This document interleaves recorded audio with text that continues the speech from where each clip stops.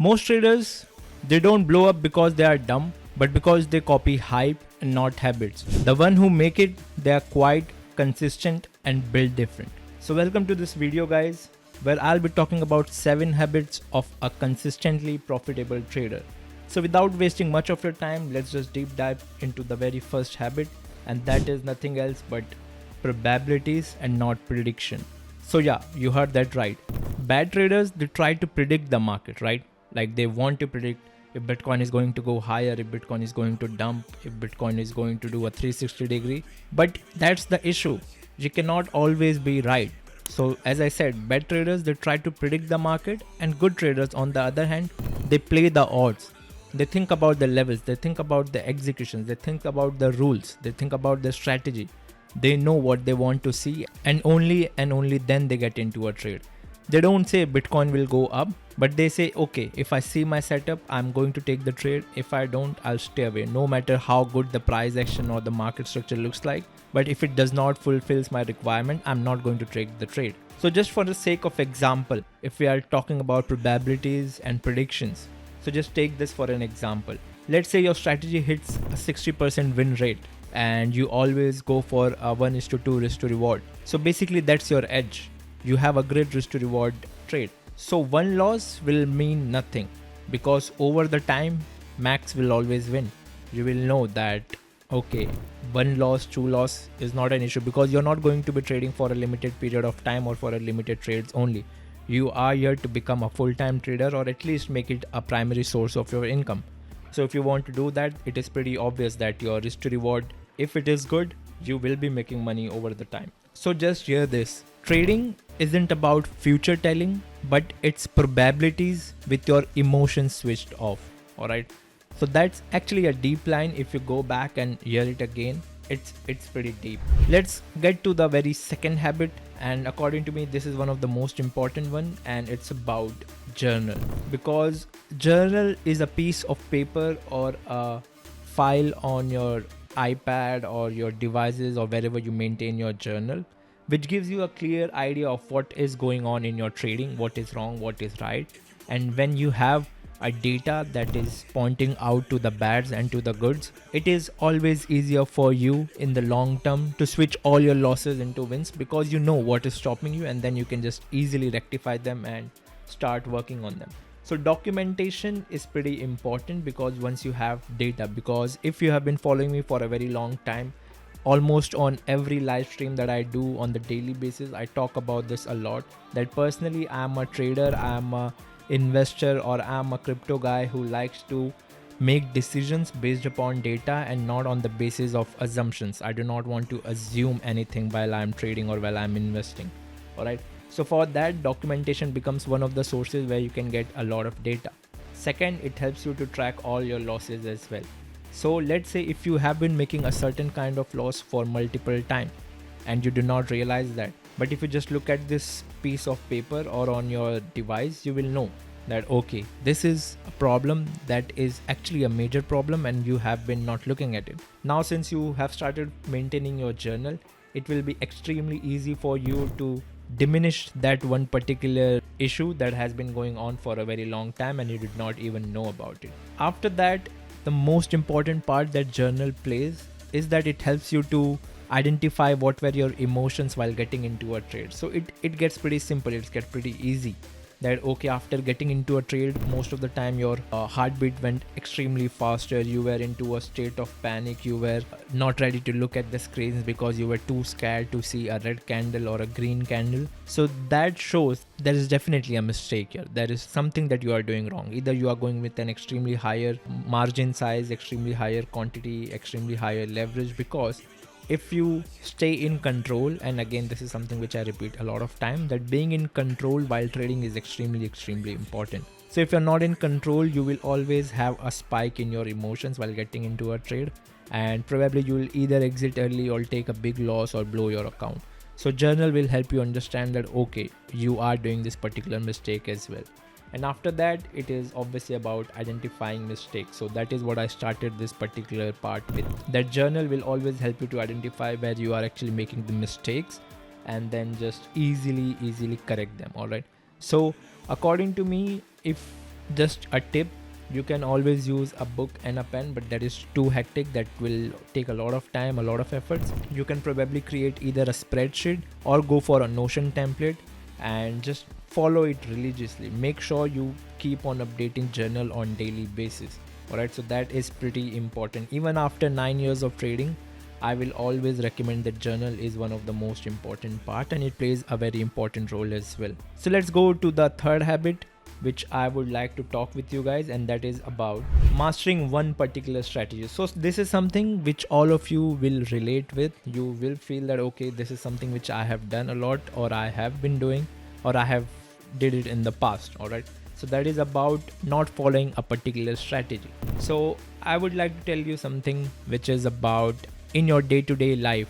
Let's say you try to learn a bike, you try to learn driving cars, you try to learn to speak a particular language. So it was not like that okay, you joined a class, you joined some mentor and they gave you a magical potion and then you just became pro into it. No, it is going to take a lot of time until unless you are following a wrong strategy, until unless you are following a wrong mentor. Obviously that will make no sense. But then if you are someone who is following the right guy, a right mentor or a right teacher, it is very obvious that over that period of time you will master that particular strategy or whatever you are learning.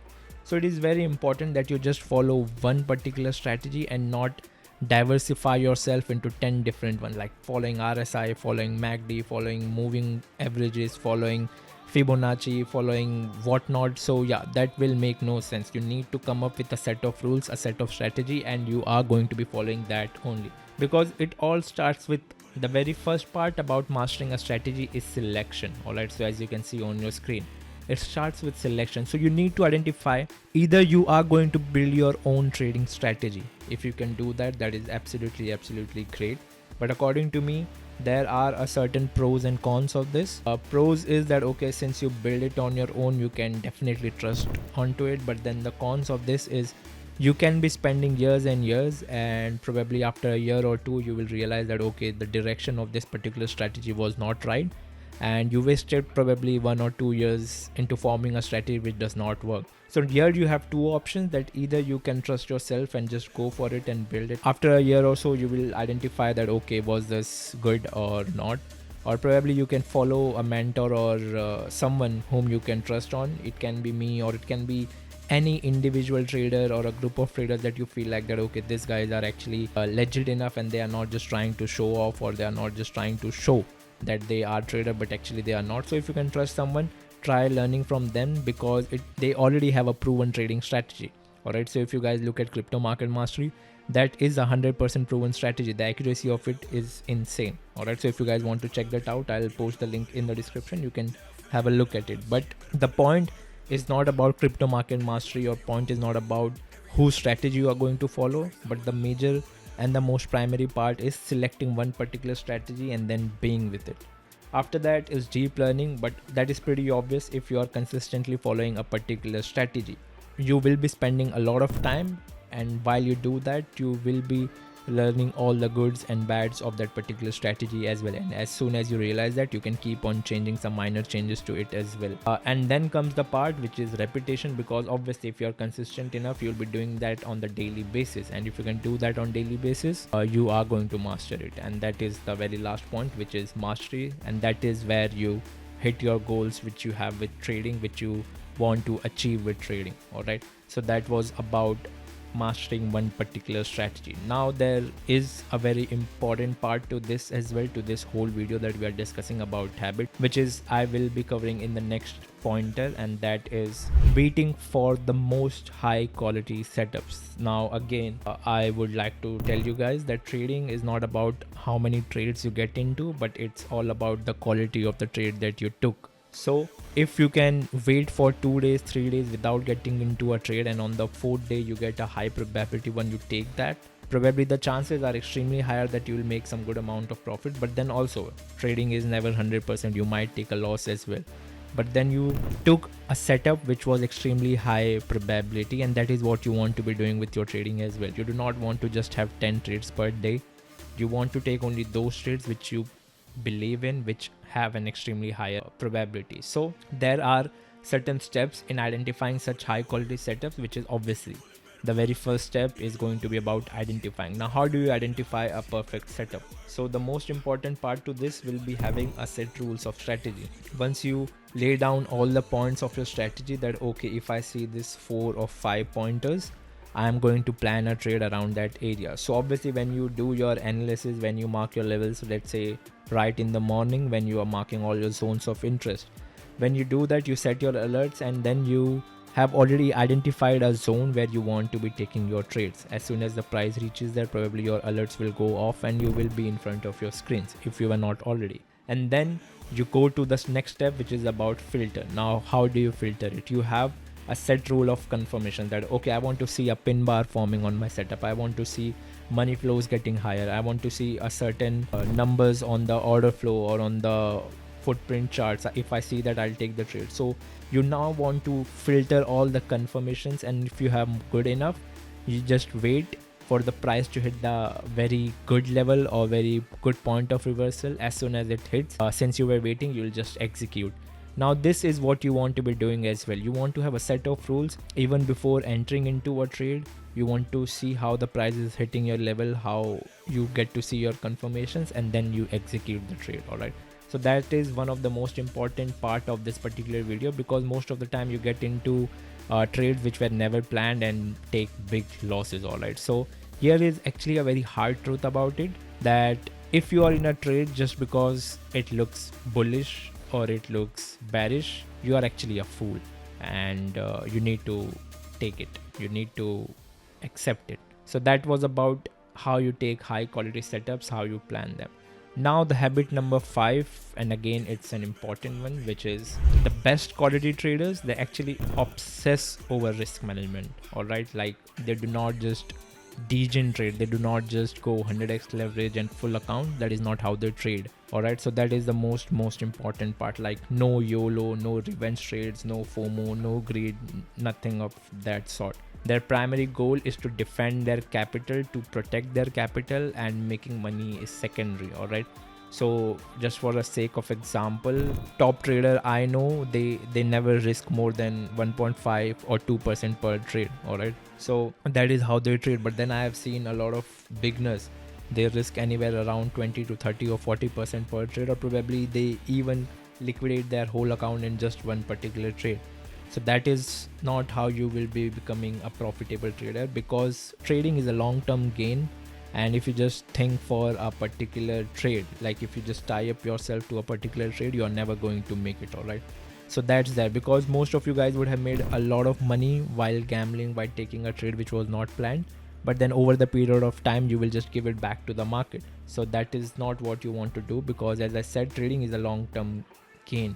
Your goal isn't to win big, it is to stay in the game. And how do you stay in the game? If you liquidate yourself, you cannot be in the game. If you take big losses, you cannot be in the game. If you have a controlled risk management, if you have control over your trading, you are going to be in the game and have more than enough time to make up for all the losses that you have made. Alright, so here are some of the quick pointers that you need to prioritize as well for your risk management, which is obviously the most important part, is preserving your capital, not getting into the trades which were not planned.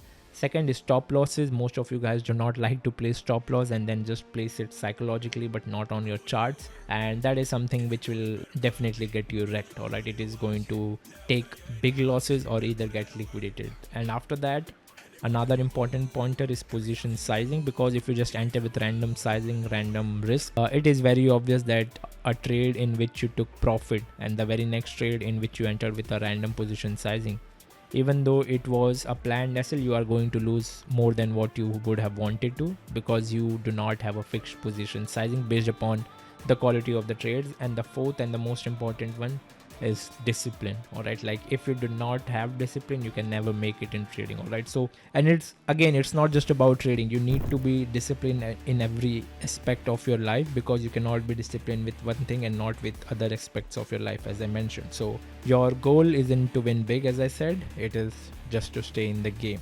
So that was your habit number 5.